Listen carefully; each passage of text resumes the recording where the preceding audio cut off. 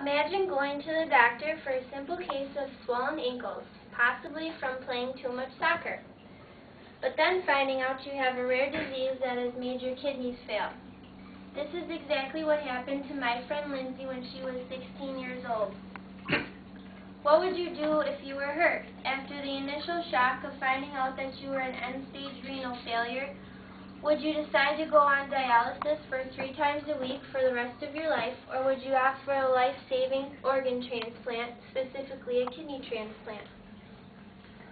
There are currently 26 million Americans, or 1 in 9 adults, who suffer from kidney disease. With such large numbers, you probably, without being aware, know someone who suffers from kidney disease. Maybe it's a friend, a parent, or an acquaintance. According to the National Kidney Foundation, 104,748 U.S. patients are currently waiting for an organ transplant.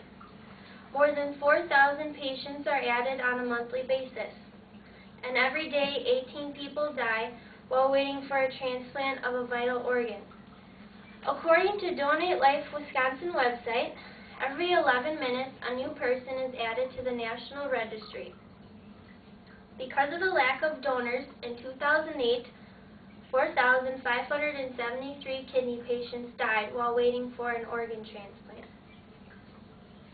Some of you have probably seen these orange dots on driver's license, and you may have one on yours yourself to signify that you are a registered donor. This orange dot is what I want to encourage everyone to put on your driver's license.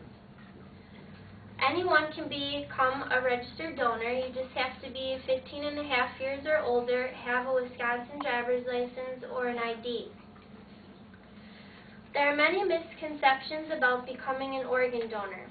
One being that you may think you are too old or not healthy enough. This misconception is untrue.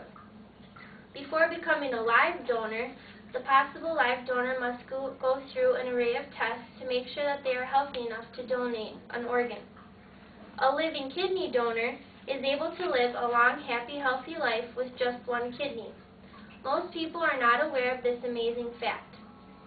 In fact, my friend Lindsay received her kidney from her father. Her kidney and her father have been happy and healthy for the last 5 years. This is a picture of her, and her kidney is doing great, and so is she. You may also become a registered donor even if you have a pre-existing medical condition. Upon the registered donor's death, donation professionals will review the donor's medical history and social history and current medical tests to determine the eligibility of organ donation. You may not ever find yourself in the position of donating your kidney while you are still walking this earth, but what good will your organs do once you die? According to the National Kidney Foundation, about 94.4% of kidneys that were transplanted from cadavers are still working well after 1 year of surgery. Think of how many lives those donated kidneys saved, because maybe one day you will be on the receiving or donating end. Many people are afraid to become a registered donor because of the many fears and myths that are out there. Some people worry that once the hospital sees that you are a registered donor, that all life-saving measures will not be used so that they may take your organs. This is a valid concern, but one that is untrue as well. Every attempt is made to save your life. Your status as a registered donor does not affect this. In fact, patients must receive the most aggressive, life-saving care in order for potential organ donors. The medical team that works to save your life is separate from the team that procures your organs. Some people also believe that if they become a registered donor, that their body may be mutilated, leaving them to not have an open casket funeral. Donor professionals will be sure to carefully remove any organs or tissues that are donated in order for the deceased to have an open casket funeral if they so choose so. Some people wonder also if their family members may override their decision to become an organ donor. According to the Wisconsin Registry, once you are registered as a donor, you have made a record of an anatomical gift in accordance with the Wisconsin state law. If you are at least 18 years old or an emancipated minor, your decision may not be overridden by anyone else. If you are an unemancipated minor, only your parents may override your decision. Donation professionals will present your family with documentation of your decision in the Wisconsin Donor Registry and work with them to honor that decision. This is why it's so important to discuss your wishes with your family and friends.